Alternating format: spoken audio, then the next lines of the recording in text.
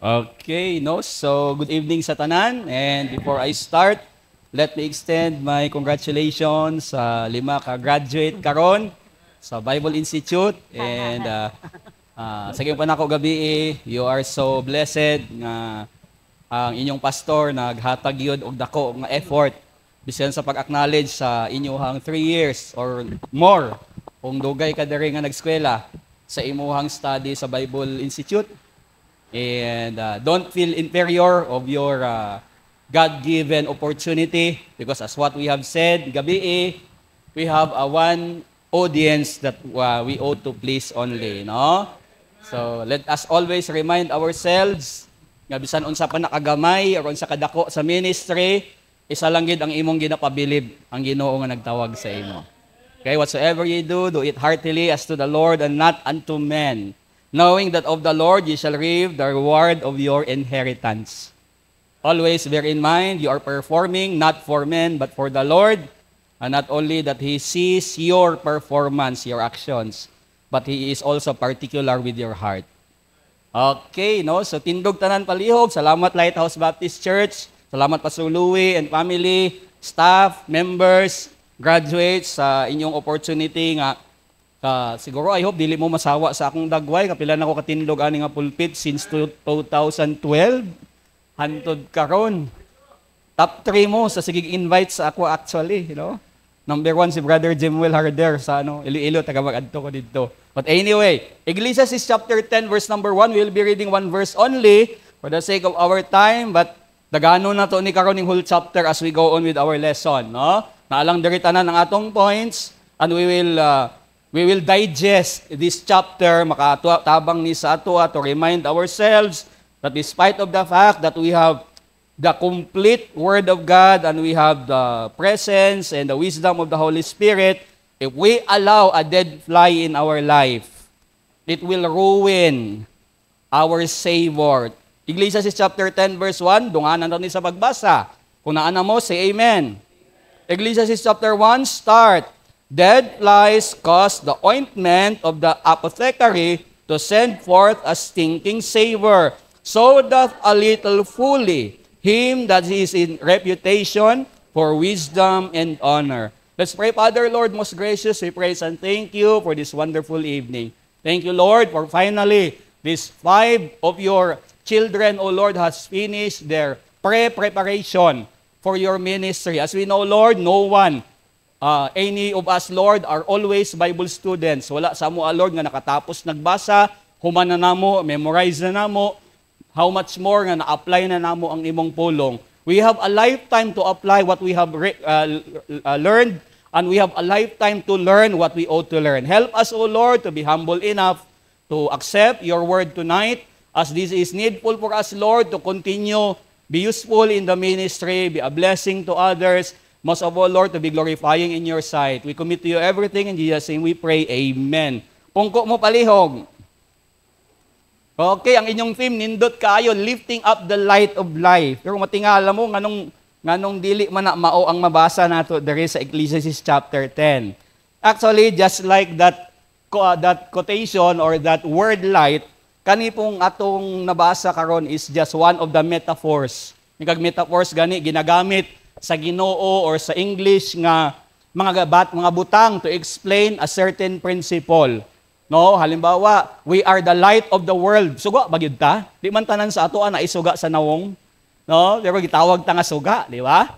Kita ang suga. We are the salt of the earth. Tungod ba na kay parat atong singot? Dili man na mao, di ba?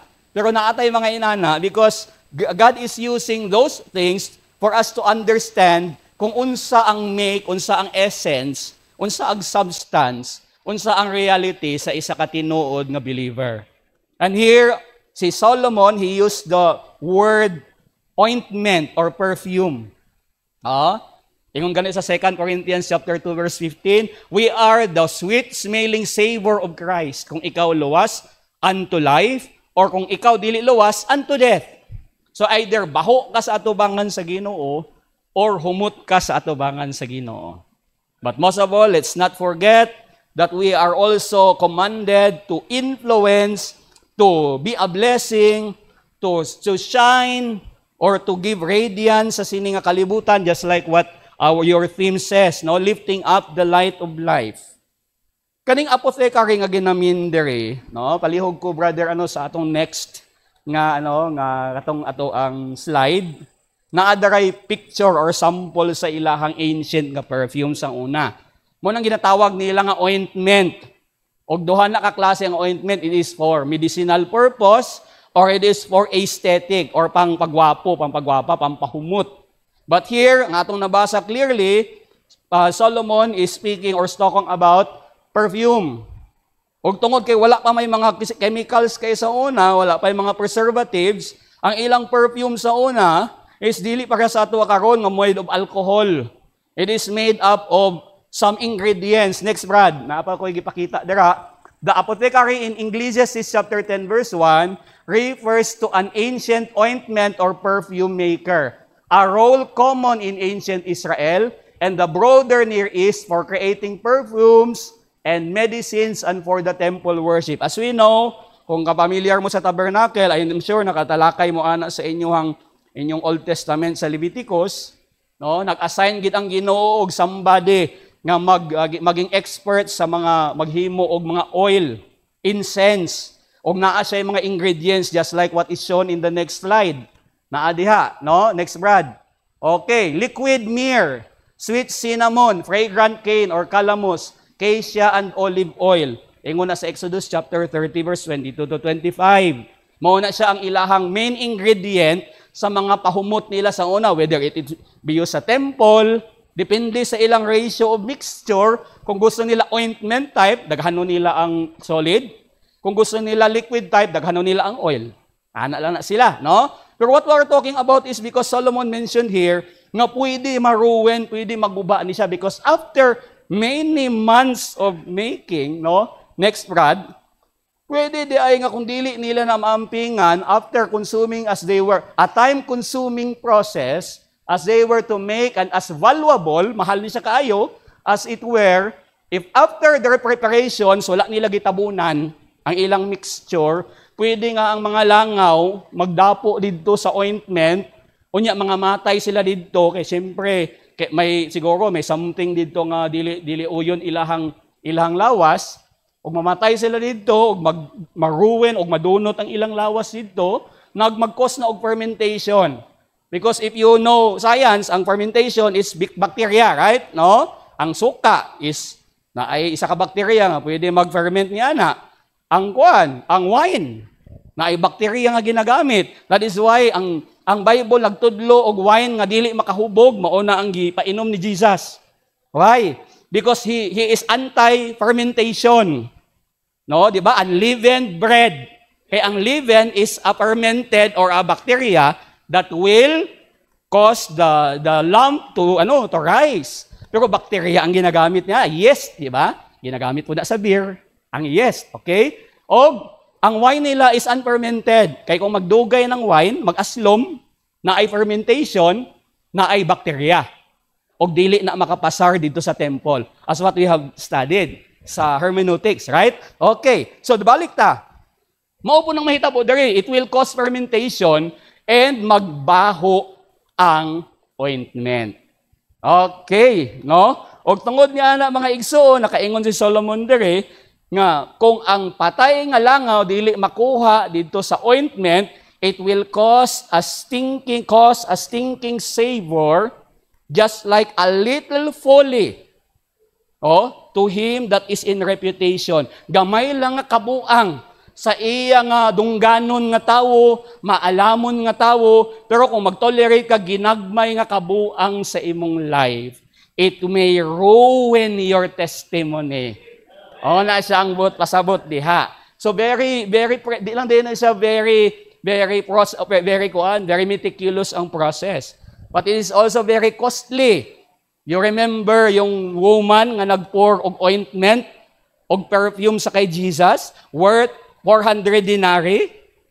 It is as good as 1 year wage. Isa ka taon nga sweldo.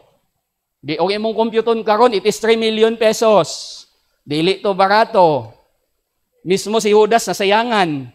Kay tani, kung iyan na lang tong gibaligya o niya, gihatag, i-donate kay Jesus, nakakupit pa tani siya. Di ba?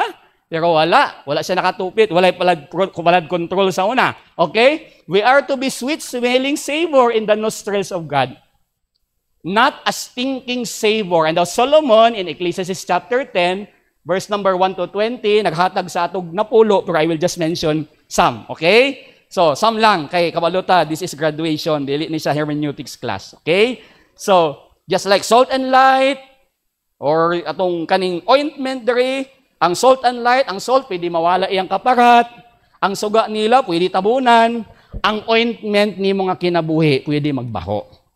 So, our lesson for tonight, just like these three people nga na-mention dere, no? Si Solomon, next. Si Solomon, ang fooling nga gamay, mao ang nagdaot sa iyang honor. Next, Brad. No? A fly ruined Solomon's heart. So, number 2 dira, a fly also messed up David's life. We know the story. Okay, and number 3, a fly also turned Samson into a wimp. Ikag-wimp gani, murag ka ng luyahon. The strongest man on earth. Because Satan knows your strength can also be your weakness.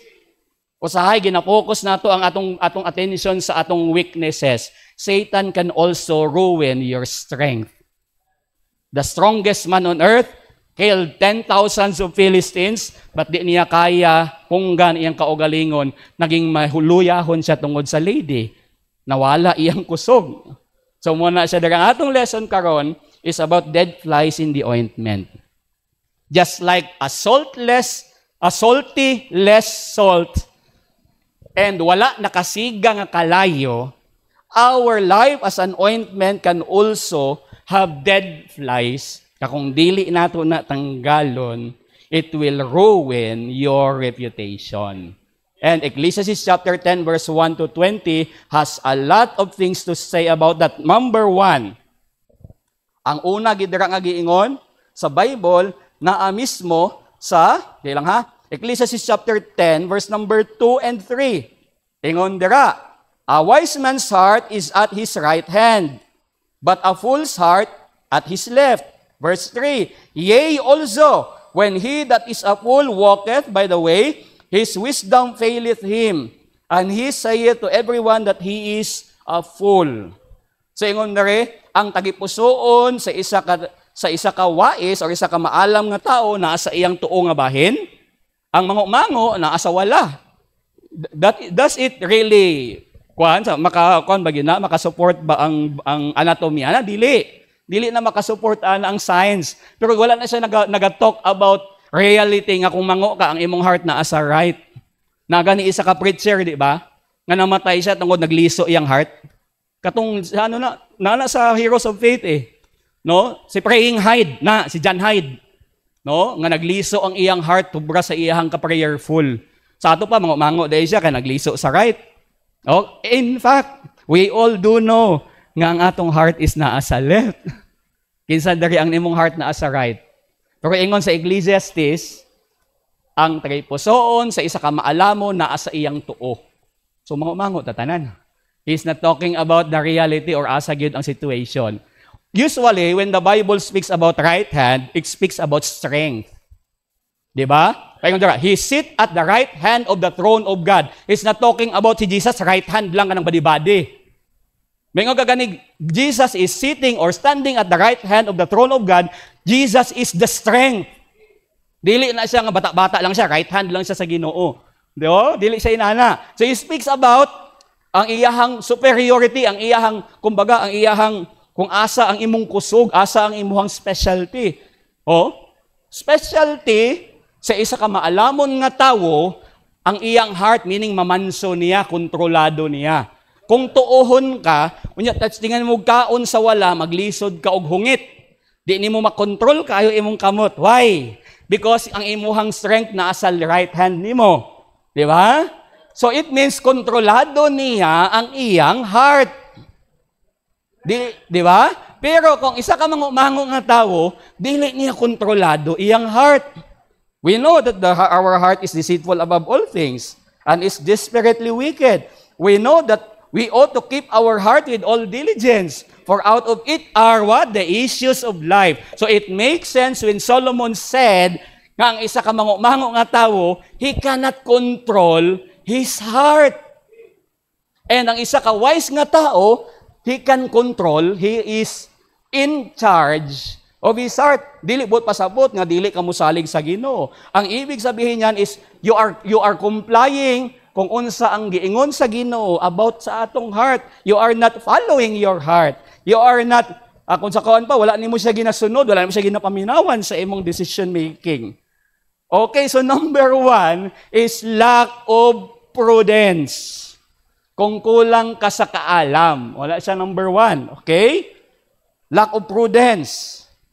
The definition of prudence means to exercise sound judgment. And mind you, you can never, ever make right decision if it will be based upon your feelings. Always gina siya mali. Nga naman, when feelings fade, kung ang emosyon nimo magbag-o na, kay it is intended to change man dayon after a while. Suko ka karon or lipay ka karon, na kay gihimo nga isa ka bagay nga dili pa nimo dapat himuon. You made a promise because you are happy. No? You made a decision because you are lonely. Or you made a speech because you are angry. Ingon pa nila. Speak while you are angry and you will make the greatest speech you will ever regret. Ingon pa nila. Pag istorya god hamtang suko ka, mahimo nimo ang pinaka-the best nga speech nga imong ikamahay. Ngano man, pag abot sa nawala na ang imong emosyon, nganong naingon man ako to? Niya na dayon. Nag-promise ka, kay lipay ka, promise ko. Uli, hey, promise na ako ni Lord. Ana lang ka, kay lipay ka. Pag abot tong naana ka sa sadness, nakalimot na ka sa imong promise. No, never make a promise when you are happy. Make a promise when you understood not only mga instruction o mga things that are connected niya na imong decision, but also you have counted the cost. Dili tungod kay lipay ka lang. That is why we ought not to make decisions because na-touch lang ta sa music. We are not yes, we are emotional beings, but we are intellectual beings as well. Much more that we are spiritual beings. We ought to be guided not by the music, but by the power of the Holy Spirit. But by the Bible. The heart of the right or the wise man is in the right, while ang fool naa sa left. No, this verse is telling us that until we possess control over our lives. But the question is how? Dara na po magsulod ang fear of the Lord. The fear of the Lord is the beginning, nabasa ganina. The beginning of wisdom. What is fear? Kana bang nahadlo ka nga manago ka? What is fear? Mahadlo ka sa Ginoo kanang madunggan nimo iyang pangalan, magtago ka, gabi nagapangilat. Oh, grabe nga pangilat gabi. Na ako dira gahulat kay Pastor Louie. Oh.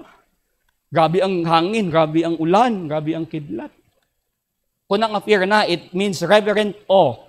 May respeto o may paghahanga. Diba? Dili gini mo kaya pasakitan o i-offend ang isa ka tawo nga taas kay imong respeto. As much as possible, kung elementary ka, patawag ka sa principal, digi ka dito magsayaw-sayaw sa tunga sa principal. Good morning po, ma'am. Bakit mo ako pinatawag, ma'am? Bisan pag grabe ka kadungol sa inyong room, pero patawag ka sa principal, ikaw ang pinakamagalang na bata. Because you have that respect. When you fear the Lord, that doesn't mean that you are dreading Him. You are afraid of Him. You respect Him so much that you are afraid to offend Him. Okay? So the fear of the Lord is the beginning of wisdom. Wisdom is the principal thing. Ingon pa sa Proverbs chapter 4, verse 7. Kaya naman, in demand karon ang prudence, ang wisdom, ang ability to make sound judgment.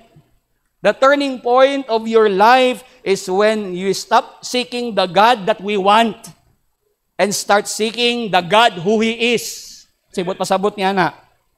Usahay manggod, nagapangita ta Diyos according sa atong gusto. Lord, magpastor ko, Lord, basta sugton lang ko ni kuan. Di ba? Naanakay kondisyones. Lord, manangalagad ko sa imo, basta ayuha lang ko. Pero kung dili ka ayuhon, di ka mangalagad. Di ba? Lord, Daghang kayo tag mga gusto nato nga Ginoo, no? Naatay mga kondisyon bag-o nato isa sundon. Well, ingon sa Bible, you seek the God kung kinsa gid siya, not because of what you understood him to be, but because of who he is according to the Bible. So the demands of prudence, kinanglan na siya. Okay, ingon sa 2 Peter 3:18, grow in the grace and in the knowledge. Nganong duha man na? Kaya kung puro ka lang knowledge, wala kay grace, you can be a legalist. Daghan kag balaan because dili ka kabalo i-relay ang imong nabalaan sa iban. Live and let live. Naay mga time nga dapat pa nimo dili sa nimo buhian ng isa ka bagay, though it is true because of circumstances. Discretion. Di ba? Si Jesus Christ mismo, nagingon niyang mga disciple, Lord, naadidtoy tawo, Lord ba? Nag-aayo po sa gahimo sa aning ministry, pero dili niya nato kauban. Among sitahon, yung sa ni Jesus, sagdi na sila, kay ila po ng ginahimo, para po sa akua. Kung dili, bisan pag dili na pareho sa imo, og nawong, og style, kung di lang gid siya makaviolate sa Bible, just let it be. Because we are not only ought to exercise knowledge, but also grace. So kailang lang nimo igsuon nato igsuon dili ta magkulang og wisdom or prudence. We need wisdom. We need knowledge. We need understanding. Nindot kay wali ni Pastor Jeter ana tong camp instruction, statutes, word, di ba?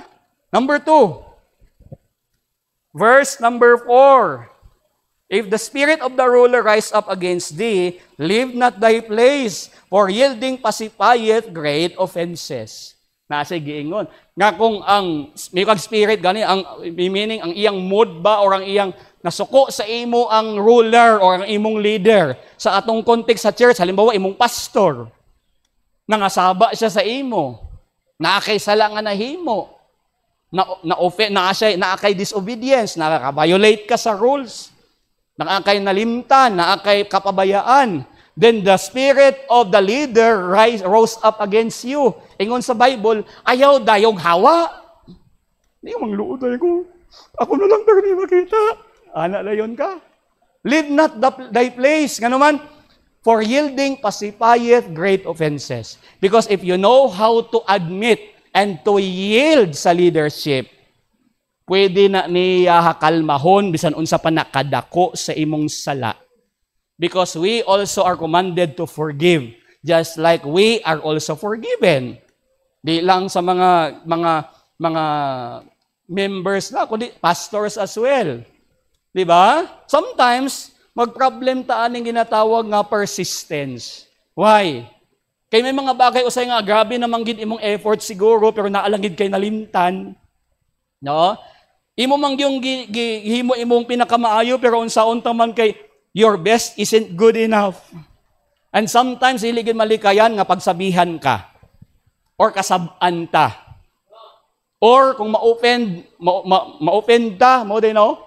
If the spirit of the ruler rise up against thee, leave not thy place, for yielding pacifieth great offenses.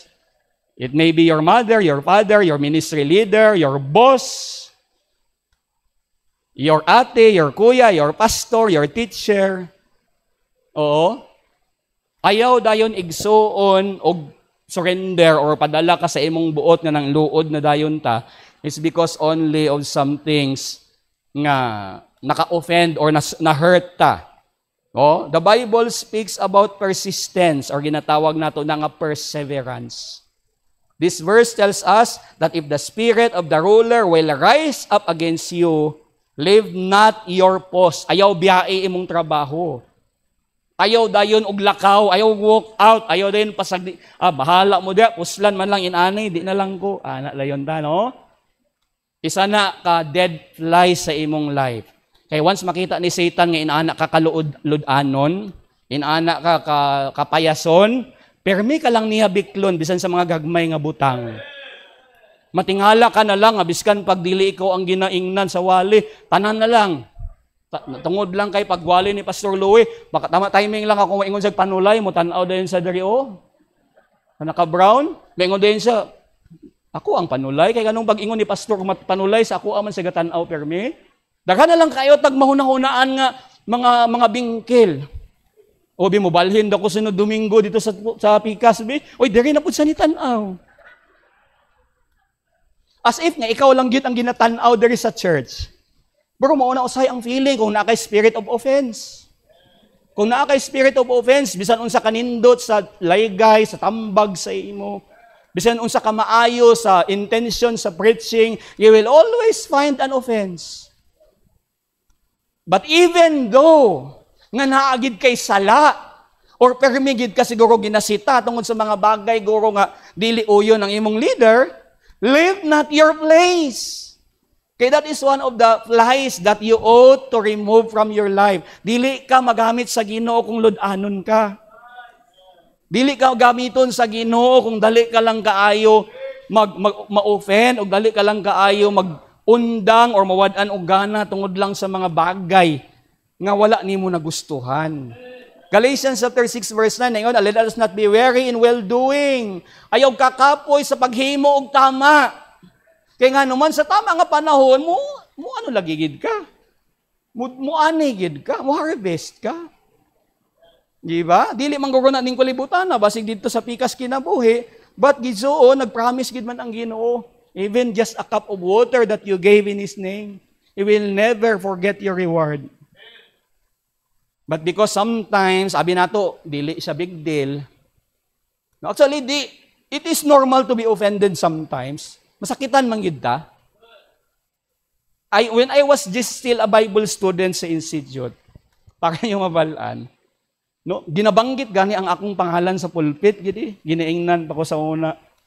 Kamo, okay na mo magpioneering, pero ni si Mark, di pa ni pwede, wala ni karakter, damo-damo nakabati, tibuok church, wala ni karakter, magmasteral pa ni dire. Adi ni kabalo mamanday, iya church ni kibag, kananggaan na o. Di magani ni kabalo magluto. Maano ni siya sa field man? Nalimtan nila nga ang pastor, wala gitawag sa Ginoo kay maayo siya magluto. Wala siya gitawag kay maayo siya mamanday. Gitawag siya kay gusto siya papastoron sa Ginoo. Igiingnan ko na ko to akong pastor, mag-eskwela na lang kong carpentry. Ano man? Kay para makapastor ko, ingon niya, dili man ko pwede magpastor, hindi ko kabalo mamanday.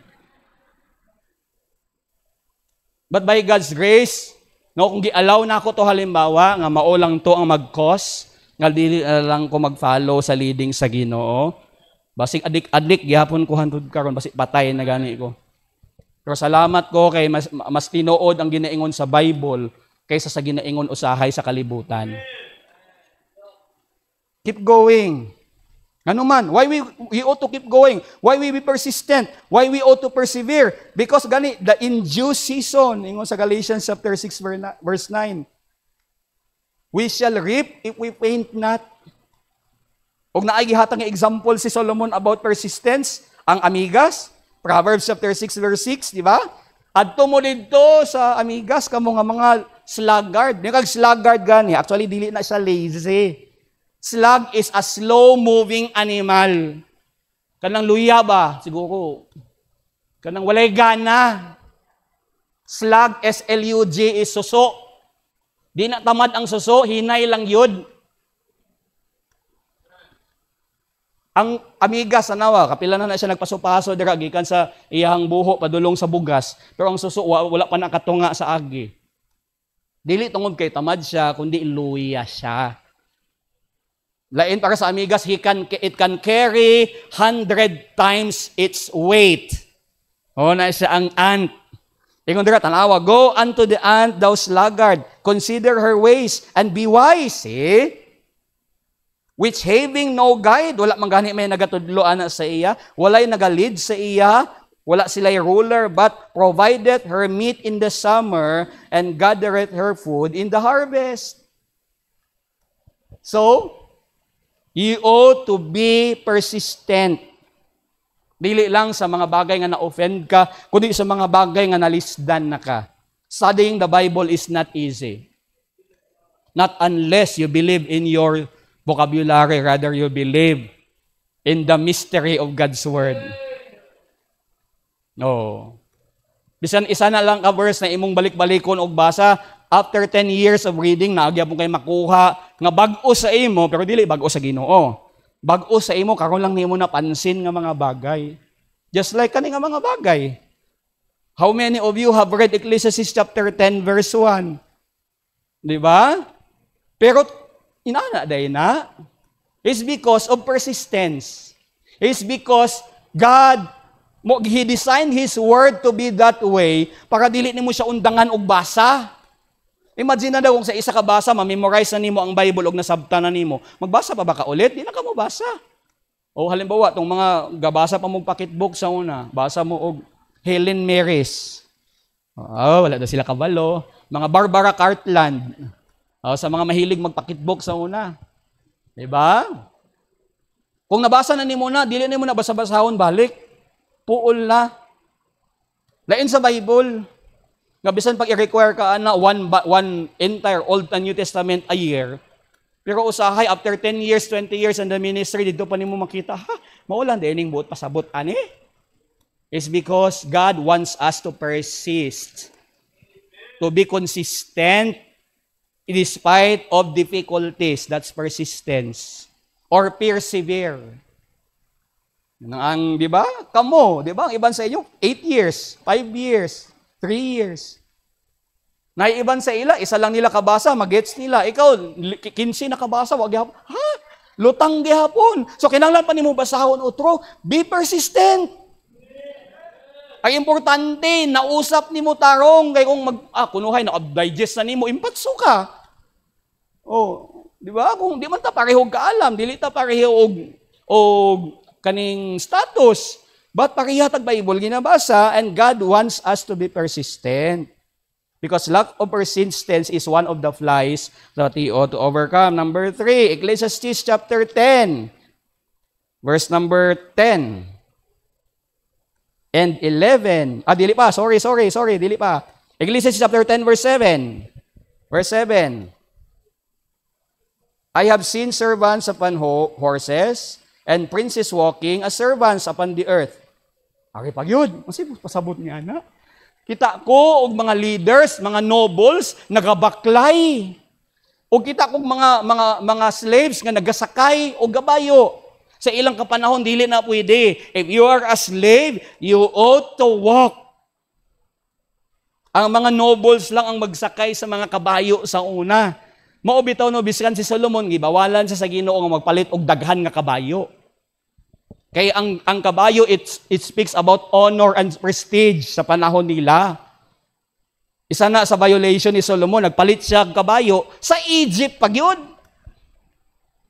Actually, you can read that, nga ginabawalan ang hari nga mag-angkon og daghan nga kabayo. Pero ang ingon niya din, nakakita kong mga slaves, mga servants nga nagasakay kabayo, og mismo ang mga nobles ang galakaw. Sa ato karon, morag maintindihan nimo na abasig nag-walking lang na kay nag-jogging. May kutsi man ang anong gabaklay man abasig nag-exercise. Pero sa vocabulary nila sa una, it is very funny for it to happen. Pero unsang implication niya na sa atong time? Sometimes wala ka na sa imong dapat nga kalagyan as Christians. Imuhang gina-degrade imong kaugalingon.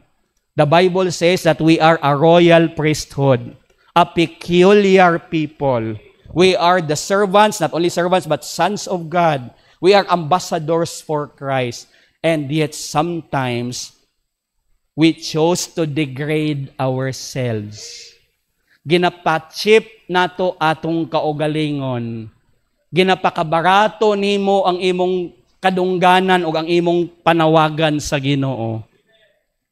Don't you ever think that God will be pleased nga gibutang kanya sa isa ka posisyon nga nindot, honorable, reputable, and yet you chose to be a person without honor. So number 4 na ba? Number 3, lack of position. Wala ka sa sarili ni mo nga posisyon. Say, buot pasabot niya na, pastor.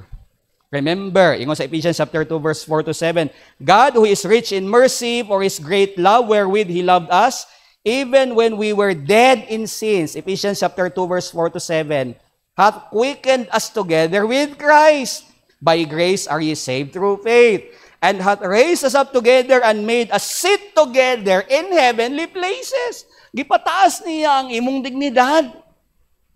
Gisuluban kaniya sa iyang pagkamatarong. Imputation. Gibutangan kaniya og ornament of grace. Iya kang gisaninaan og righteous garments. Gitagaan kaniya access sa throne of grace. Pero sometimes, ingon diri, wala nato ni gina-value, wala nato gina-appreciate ang new position nga gihatag sa Ginoo sa ato. He has made us sit together in heavenly places in Christ Jesus, that in ages to come, He might show the exceeding riches of His grace in His kindness towards us through Christ Jesus. Ayun sa Colossians chapter 3, verse 1-3, if ye then be risen with Christ, seek those things which are above. Mao na siya. Kung tinuod gid ka, nga gibuhi ka imong spiritually, nabanaw ka uban kay Kristo, pangita atong mga langit nun nga mga bagay, dili ng mga kalibutanon nga bagay. Oo, labi na sa mga tawo nga naana you are already identified as called to be a minister of the gospel, or ministry of music, or ministry of choir, ministry of kung unsa man ang ministry ang interest sa Ginoo sa imo. Don't cheapen yourself. Ang kalibutan lang ang gusto ka patuuhon nga kung daghan kag kwarta mas dungganon ka. Ang kalibutan lang ang nagatudlo nga kung mas daghan ka og koneksyon mas dungganon ka. Nga kung daghan ka palakpak sa imo mas dungganon ka. Pero sa vocabulary sa Biblia, kung dili gani si Kristo ang makita sa imong kinabuhi, never ka naging dungganon. Regardless kung unsa kadaghan ang imong kwarta. O kung sa kadaghan ng imong propiedad. Kung ang kapalit ni Ana is ang identity ni Jesus Christ sa imo, imuhang gipakabarato ang imong panawagan as Kristohanon. Much more kung ikaw gitawag sa full-time ministry. If ye then be risen with Christ, seek those things which are above, where Christ sitteth. Pasabot niya na, on the right hand of God. Siya ang imong strength. Siya ang imong ruler. He is sitting in the throne, in the right hand of the throne of God. Siya ang imong Lord, dili ang kwarta, dili ang kalibutan. That is why giingon gina sa Bible, kung naa may gugma nga ginakapungtan sa Ginoo, ang paghigugma sa kalibutan. The only love that God hates is when a Christian will love the world. Oh, love not the world, neither the things that are in the world. If any man love the world, the love of the Father is not in him. Lack of position. Wala nimo gi-value ang imong panawagan. No. Muna please, ayaw mo uban-uban anang gapost sa Facebook about against kay Marcos. Dili nimo na calling. Sagdi na sila. You are much better than that. Say na pay gapost sa inyo og kaning mga kanang dula-dula nga isabong. Sig naapay na diri ha. Usahay dito pa ka mag-run sa Facebook. Unyang imong ginapadunggan, why Facebook? Nadunggan na lang sa iban except sa imong ginapadungog-dungogan. No? Ang Kristohanon dili dapat makitaan og bagay nga maka-dishonor sa imong identity diha kay Kristo. Lack of position. Sometimes ingon lang ka, nadala lang ko sa akong sa akong loob pastora. Ginapautwasan man lang nako akong kalain buot. Ni kapautwasan gani naa kay gusto nga imong i-pour down ng imong kalain buot ba? Why not pour it to Jesus? 1 Peter 5:7, casting all your cares upon Him for He careth for you. Facebook cannot help you with that. In fact, it will amplify and it will really dishonor you more. Pakaulawan na noon ng kaniya ana.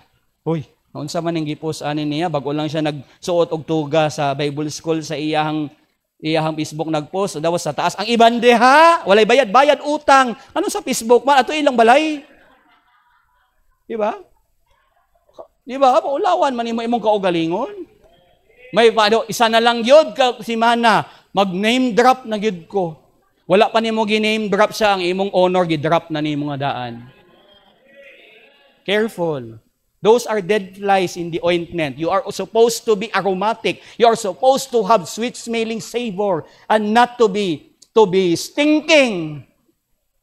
You are designed to give blessing to the people around you, Di ba? Imagine agad ang tao nga humot kaya magsulod sa kwarto, di ba? Kaya niya sa kupon ang tibuok kwarto. Tong pagbubo atong babae sa kay Jesus, ingon sa Bible, His fragrance, the fragrance filled all the room. Ingon pa gali sa kanta, like a prisoner released from its shadows, like a spirit set freed from the tomb. Inana, dapat imong testimony, isa ka kapatay nga spirit nga nabuhi. You are risen with Christ.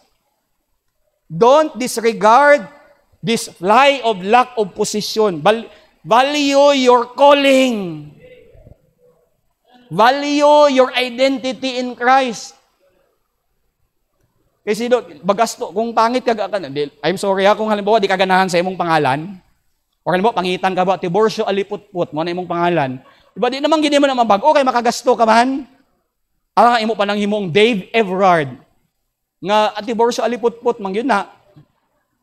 Bahala, nag-inana na lang imong pangalan sa kalibutan, dungagan, basta nindot lang imong pangalan diya kay Jesus. Diba? Imong identity, bawi na lang ka sa imong identity sa Ginoo. Kay magastuhan man ka kung sa PSA ka magpa-change og pangalan. Daghan man dira nindot og pangalan, di man ngilad magyapog batasan, right? Oh. Nindot pag ina kung nag-compensate o nag-harmonize imong pangalan sa imong batasan. Ingon sa 1 Thessalonians chapter 2 verse 12 that you would walk worthy of God who hath called you unto His kingdom and glory. See? Walk worthy of God? Abi nako, by grace, pastor. Nganong walk worthy of God man na? Bitaw, no? By grace man kaya ang tanan. Ngano nakaingon man din nga dapat kung magkinabuhi ka, worthy sa Diyos. He's talking not about makapasar ka sa standard sa Ginoo. He's talking about ang tao nga magtan-aw sa imo, they will really see God in you. Christian gid ini. Di gid basta-basta mapikon, di gid basta-basta masuko, di gid basta-basta mag-grant, di gid basta-basta mambash, dili gid basta-basta mahagad kung Domingo. Dili basta-basta ma-provoke. Ngano man, you have a new purpose eh. Ephesians chapter 2 verse 10, di ba? You are His workmanship, created in Christ Jesus unto good works, which He before ordained that we should walk in them. Wala pa ka naluwas, dili man ang tao ang prepare sa Ginoo para ang maayong buhat ang gi-prepare sa Ginoo para sa tao nga luwas. Dili kita ang gi-prepare sa maayong buhat. Ingon sa Bible, we are His workmanship, created in Christ Jesus unto good works. Ang good works, He before ordained the good works. Just like nung giingon dito, ang imong pagka-Christian, ang imong, kung naa ka na kay Jesus, you are chosen before the foundation of the world. Dili ikaw, kundi ang imong calling. Because you are called Christian. And Christian means Christ. And Christ exists before the foundation of the world. That's why when you are a Christian, that calling existed before the foundation of the world. Ayaw pakanuba ang title nga Christian, much more kung Baptist ka. It is before ordained that we should walk in them. Number 4. Verse number 8 and 9, chapter 10. He that diggeth a pit shall fall into it, and whoso breaketh an hedge, a serpent shall bite him. Verse 9. Whoso removeth stone shall be hurt therewith, and he that cleaveth wood shall be endangered thereby. Medyo lalom, no? Pero siyempre, we know Solomon, right? The wisest man sa iyang kapanahon, even up to now.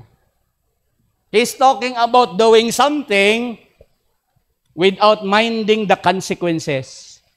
Sometimes, usahay, wala lang nato nasabtan. Kaya abi manggod nato, kung inana kagamay imuhang violation, inana lang pud kagamay imong consequences. Mo na abi nato. Pero wala ta kabalo nga kung bisan unsa kagamay sa imong violation, ang Ginoo ang magdetermine kung unsa kadako ang consequences ana. Can you remember unsa ang pinakauna nga sala sa tawo nganong mapa-impierno tang tanan? Unsa iyang sala nga gihimo? Ikaon lang niya ang bawal kaonon. Karon kapila na nimo nagihimo? Ina na nga bawal ka og humba, sige gyapon ka banat humba.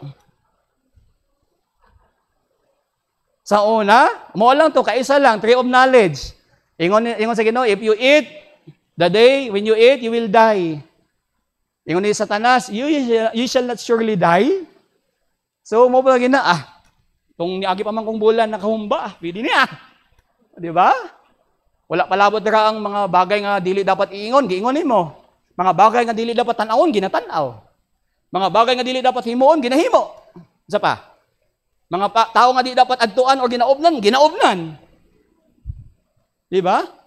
Mo bitaw na igsuon, usahay gina-underestimate na to ang consequences. Pero we can see clearly sa Bible nga tong gamay nga disobedience ni Adam ug ni Eve has a long way to go if kita naging biktima or naipiktuhan sa ilang desisyon. Kada bitong giingon nila, sin is pleasing for a moment but the regret is lifetime. Lack of what? Lack of perception. Ikaw perception gani, advance ka mag-isip. Naa ka na, dili ka maghuna-huna lang kung unsa ang bahala mahitabo karon, bahala na ugma. You are thinking in advance kung unsay mga pwede nga repercussions sa mga consequences if you made that kind of decision. Bisan ang Bible naga-encourage sa to nga himuon ta na. Especially when you choose to choose wrong things. Sometimes we are tempted to do wrong things kay talagsa man lang. Sometimes no. Di man ta perfect, tinuod man ha. Pero di po dahil nato naghimuong justification nga okay lang kung talagsa. Pila na, karon lang bitaw ni. Karon lang bitaw ni. Halimbawa, na-skip gid ka og church. Karon lang bitaw ni, simba, pirmi man na. Laag, talagsa ra. Pero kaisa lang imong kamatayon o kaisa lang pud moabot ang Ginoo. What if, tama-tama, tong kaisa ra nimo og talagsa nimo ni abot si Jesus. Tama-tama gid tani magsuot ka na sa imong swimsuit. Domingong dako, private resort. Nagsabot mo daan, way mo kuhag picture, makita ni pastor. Oo, mag-detox ta, mag-digital detox ta, walay mo gamit og gadget. Nature ta karon nya domingong dako, tapos nag-rapture. Tama-tama gid tani mo dive ka na, naa ka sa langit. Mga tubang kadayon sa Ginoo sa paghukom. That is why delikado ng kaisaraman bitaw ni. Kay dapat nimo dumdumon kaisara pug ka mamatay. Hebrews 9:27, as it is appointed unto men, once to die, and after this the judgment. Kaisara po na moabot si Jesus, kaisa lang ang rapture, walay second batch. May second batch ba ang rapture? Walay second batch ang rapture. Oh? Next trip. Walay, dili mapuno ang sakyanan sa Ginoo palangit. Imagine na, hakupon ta niya tanan. Basig kunya kung hakupon ka, una tiil ba? Okay lang kung una tiil niya, una tingkoy ba? Lagi ka biraho, no? Wala, okay kayo. So, bantay ta niya na, lack of perception. O di lang na, bisan sa mga gagnagmay nga desisyon. Sometimes we are tempted to do some little foolish things because talagsa lang bitaw ni, murag dugay-dugay, nagigula ka tilaw, bitaw jilbis ay. Pag-abri ka do, gapaningot ka pug apil. Giserban ka, gapaningot nga biro niya, gapaningot pug apil, gapanagitlon ka. Talagsa lang bitaw ni. Ibalhin gud sa kok ng butilya gud. Nya, para di man pare color. Oh. So ang but na to pasabot igsuon, bantay ta ana. Kay kabaluta nga si Satanas dili gid na siya makontento og kaisara. When you give him a minute, he will take your lifetime. Give him an inch and he will take miles of your life. Sin will take you further than you want to go. Slowly but wholly taking control. Ingon sa kanta, sin will leave you farther. Take you farther than you want to stay. Tama ba na? Oh. Sin will cost you far more than you want to pay. Remember kung unsay bayad sa sala. Gibayaran na sa Ginoo para sa imo, dili para muutro ka. Kundi para nga sundo nimo siya. Lack of perception. Oh, any insight or knowledge arrived at by seeing or vision of the future. Dapat advance ka mag-isip. Apil na sa gihatag sa imo sa Ginoo nga wisdom. Ngano man, Dili man na tungod kay gift nimo lang, dili nang ingon sa mga Pentecostal nga vision nga gift ha. Kaning vision sa Bible, it only speaks about Bible instruction. When you say, when there is no vision, people perish, that doesn't mean mawala kay panglantaw, mawala ka. He's talking about visions in the Old Testament context. He's talking about the revelations of God. Whenever you encounter the word vision in the King James Bible, wala na siya nag-mention of vision and mission. Ang akong panglantaw 10 years from now, he's not talking about that. He's talking about what the Bible says.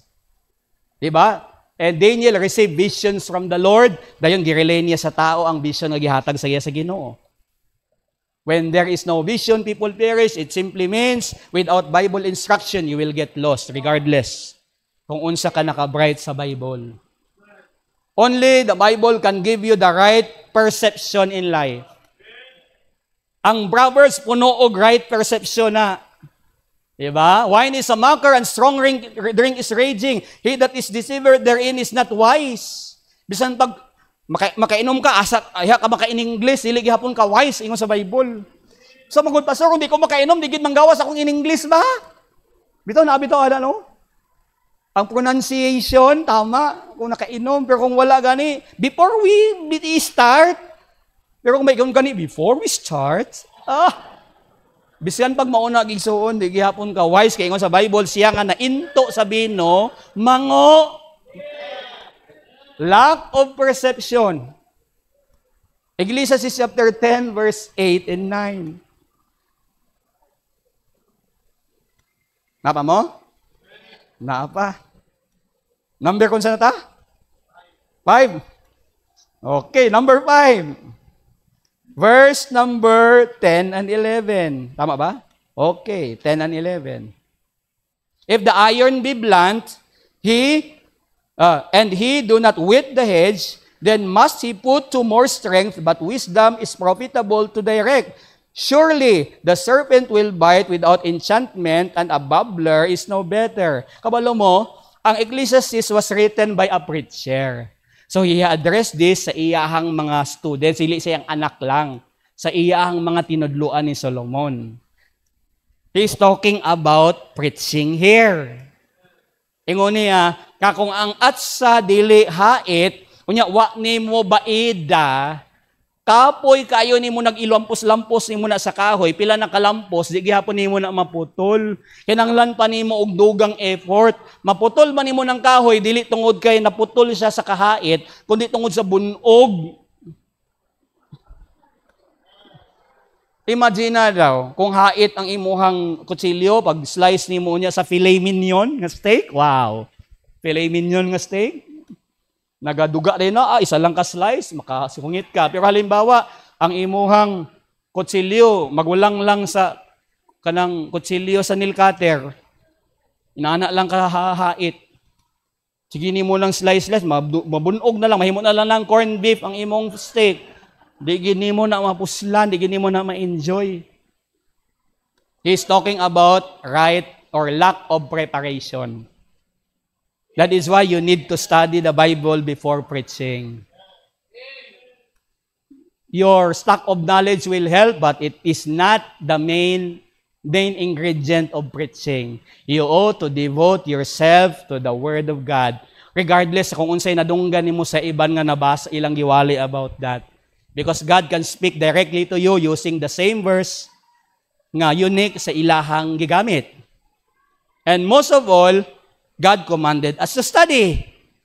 Wala sa naingon nga, adapt to show thyself approved unto God. Wala sa naingon nga, copy to show thyself approved unto God. He talks about studying. Study to show thyself approved unto God, a workman that needeth not to be ashamed, rightly dividing the word of truth. The reality, Solomon pictures us as a man who goes out nga magputol og kahoy. Nga wala niya gihaid iyang atsa. The person who does so must exert more effort. Kung imuuni mo na, tagbaw ka. Mao bitaw na igsoon nindot gyud nga imuhang habit ang magtuon, mag-prepare. Lack of preparation will result to lack of productivity sa verse 18. Chapter 10 verse 18, the Bible says, by much slothfulness The building decayeth, and through idleness of the hands, the house droppeth through.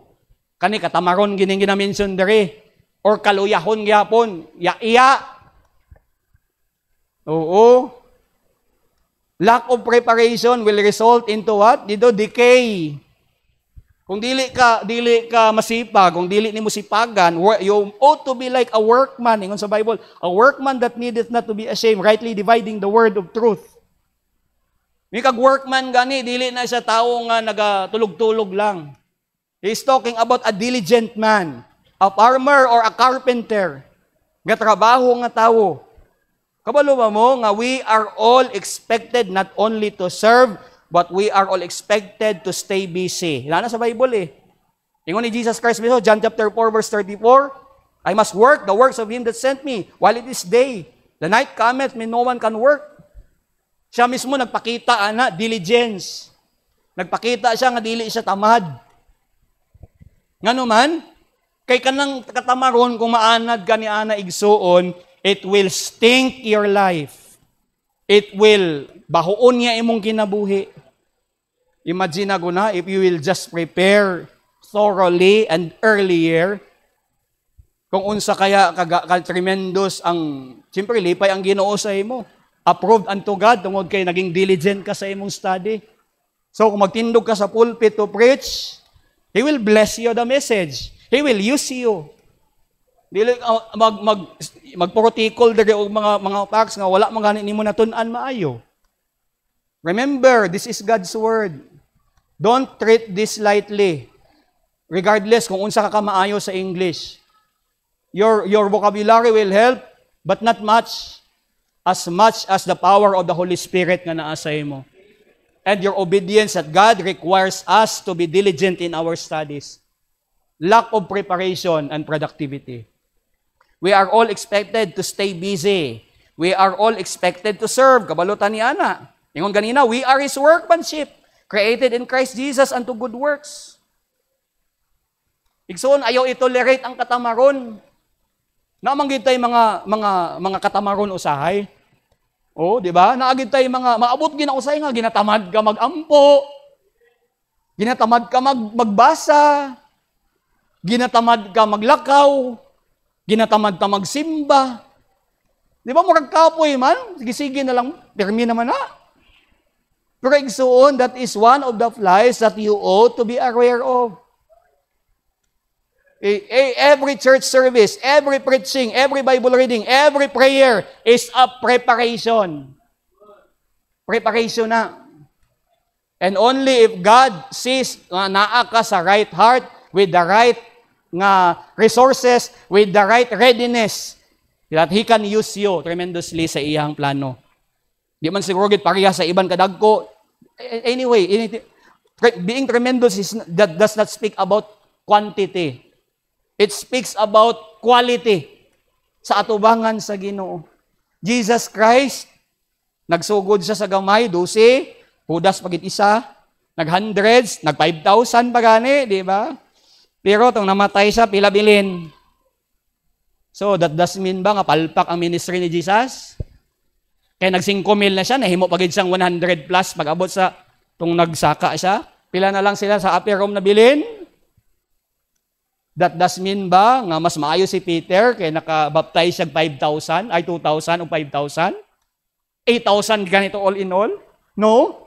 But unsay determining factor sa ilang excellence is ang ilahang spirit, ang ilahang productivity was not based upon numbers, but is based upon how they respond, how they obeyed, how they abide sa instruction sa Ginoo. Let's simply ato ang i-conclude ng inaani nga teaching. Basta mo study ka lang og mo basa, himuha lang na. Don't you worry about kung ano kailid sa Ginoo sa imuhang message later on. Basahan lang gingon ako na sa isa ka igsoon kay basahan lang balik-balik. Yes, lisod na, and that is the right attitude. The more nga nagaingon ka nga lisod ang pagbasa, the more nga dapat gani ka magbasa kay lisod. Di ba? Mas hadlok naman yung kasi sayon sina. Biya ko be. Mas delikado ng inana igsuon. Kung sa nga verse na,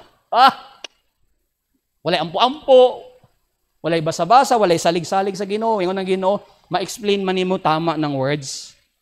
Motuo man o makumbinsi nimo ang tawo. Pero nakita ang sa Ginoo imong heart, na-approve ang iyang gihimo, kaya ni-respond sa positively sa imuhang explanation. Pero ikaw nga na-explain, pwede nga naong ka sa Ginoo. Ayaw ibase ang imong performance tungod sa result. God can bless a preaching regardless kung layo imong heart sa imuhang message. Jonah. Si Jonah, right? Dili siya prepared mo atong Nineveh. Is it because Jonah prepared or prayed? Pagwali niya sa Nineveh, repent. Oy, nag-repent pati kabaw. Di ba? Akong karon pa na, grabe, tremendous na preacher ba? Ibitahon na ni. Teo, grabe result, damo-damo na forward. Pero kinsay number 1 nga wala nalipay? Si Jonah mismo. Kabalo siya, dili tama iyang heart sa Ginoo. Di ba? Nag-forward pati kabaw eh. Diba, kabasa ka mo sina? Kabasa mo? Grabe. Kung napa si Jonah karon, ibitahon gito sa church ba? Lalaman mo na kung mag-forward ang mga kabaw, wala na yung problema inyong Thanksgiving, mag-ihaw na lang mo. Pero that does count.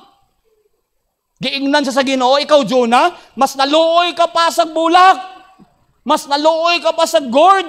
Wala ka naluoy ng libo-libo nga tao nga mamatay kung ako na silang silutan. Ingon niya, Lord, anong imong gipalaya ning gourd, luoy man. Ayaw kayo naluoy ka sa gourd, wala ka naluoy sa mga tao sa Nineveh. Grabe no? Pwede na igsuon nga grabe ang forward. Pero mismo kung ikaw nga nag-preach, so dili tama imong heart sa Ginoo. Gibless na lang tanan except ikaw. That is why, prepare your heart for the ministry. Lack of preparation will make you as dull as a fork. Habol kasama sa tinidor, dili pwede makaputol o karne. Not unless kung steak o humok nga baboy. But if you want to be used by God, baira lang nga baira na, basa lang nga basa, tuon lang nga tuon. O kung regardless kung may mag-forward o wala, natun-an mo, naampuan mo, giingon mo ang tama, makita sa Ginoo imong heart, maging kaangay ka kay Stephen. Si Stephen, to nag-preach siya, na ay nag-forward, wala. Na ay nag-forward, wala. Wala.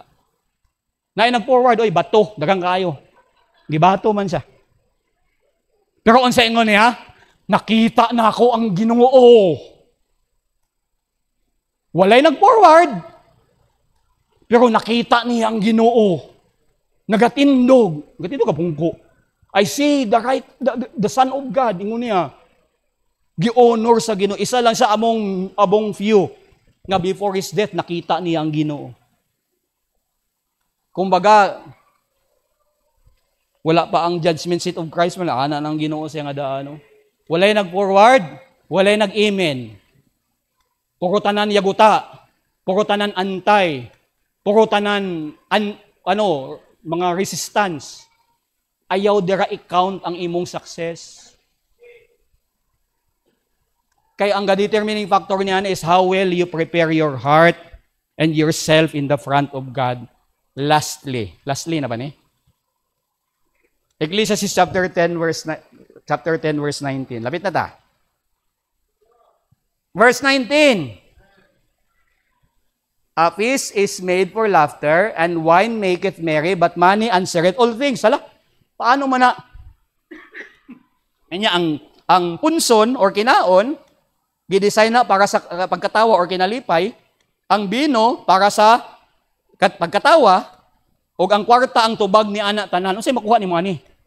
Abulo ka ginagamit ni sa tao. Ingon sa Bible, money answereth all things.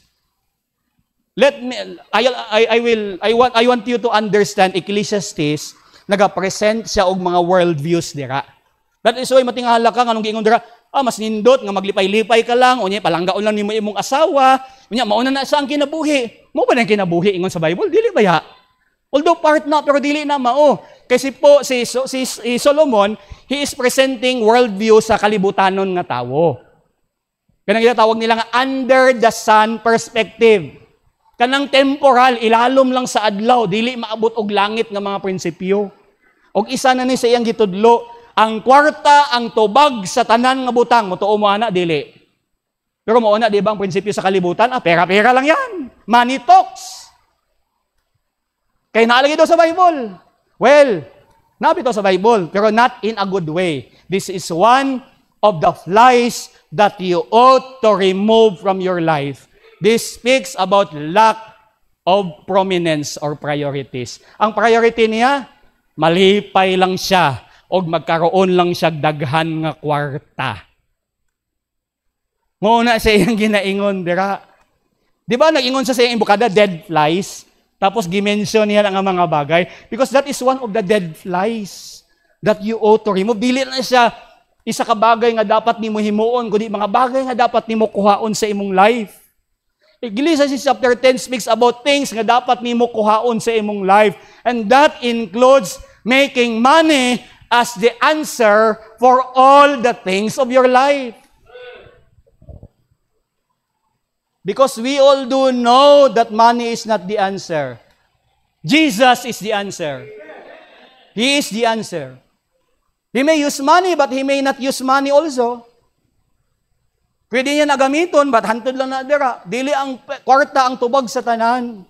This is one of the things nga gusto ni Solomon ipakita sa imo as dead flies in the ointment. Okay, tagaan ta kag example. Kung naa kay anak dari sa church, unya nangayo sa imo og pang-offering, gitagaan nimo siya 5 pesos. Pero kung mangayo siya balon sa eskwelahan, tagaan nimo 100, nagtudlo na kag prinsipyo nga dili mao sa iyang kinabuhi, hinay-hinay. Murag giingon nimo that the world is worth investing for kaysa sa buluhaton sa Dios. Watch out. Pa, mangayo ko guan, pang offering na ako kay bata pa, Sunday school. Gani mo 5, sige, dito. Pero pa, magpalit ko cotton candy na ato mo plaza, gani mo 100. O, pagusto ka. Yes, sa imo, that's love, gesture of love. Gusto lang nimo siya malipay. Bitaw, gusto lang nimo siya malipay. Mo bitaw ingon sa Bible. Isa sa mga bagay nga dapat nato iwaksi sa isip natin na ang mga bagay nga determining factor sa isa ka bagay nga dapat nimo himuon is kung malipayon ka. Kung nagkatawa ka lang o kung makakwarta ka. So lack of prominence or lack of priority. Okay? Where is your investment, by the way? Ingon sa Matthew 6:33, seek ye first the kingdom of God and His righteousness, and all these things shall be added unto you. Lapit na tamahuman. Give God the first place in your heart. Kabalo man ano? The first hour of the day, the first day of the week, the first fruit of your increase, the first consideration for every decision. That's Matthew 6:33. First place in your heart, first fruits of your increase, first consideration for your decision, first hour of the day, and your first day of the week. Basic.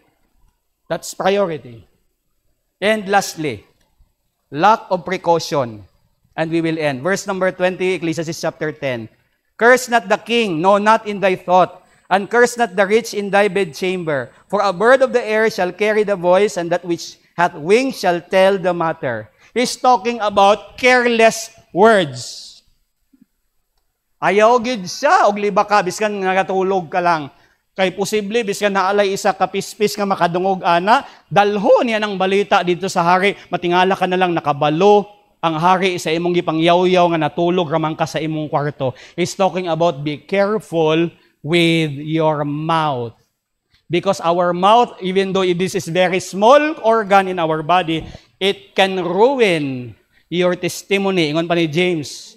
It can set a fire on the course of hell. It boasts great things. Dili ka maging wise kung di nimo kaya mansuhon imong dila. So lastly, the lack of precaution or discretion.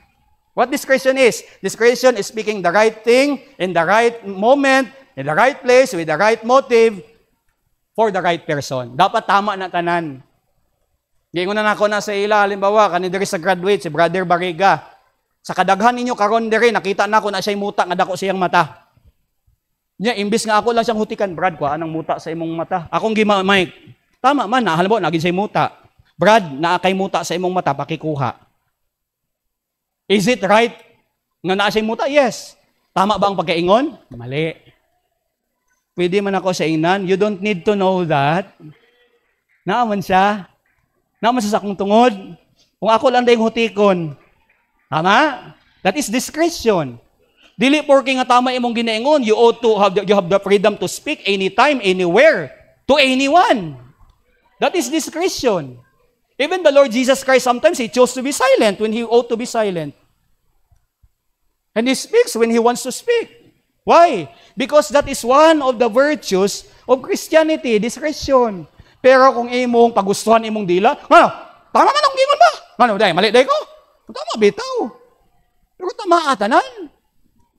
The right way, the right place, right person, right motive, right information. Lack of precaution will ruin your aroma. Ang imong kahumot magbaho, it will ruin your testimony. The words we speak shall be found out. Solomon said, a bird of the air shall carry the voice, and that which hath wings shall tell the matter. So as believers, we are commanded to not to allow that corrupt communications will proceed out of our mouth. Ephesians chapter 4, verse number 29. Let no corrupt communication proceed out of your mouth, but that which is good to the use of edifying, that it may minister grace unto the hearers. Psalm 141, verse 3, set a watch, O Lord, before my mouth, keep the door of my lips. So naatay pito kagitun-an karon mga hinigugma. Dead flies sa imong life. Be aware of that. Read Ecclesiastes chapter 10 through and through.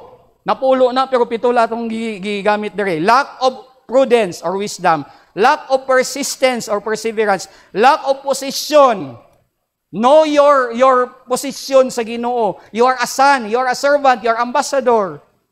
Lack of perception, dili ka nakabalo magtanaw sa kung unsay consequences sa imong desisyon. Lack of preparation, lack of productivity, and lack of prominence or priorities. Lastly, lack of precaution.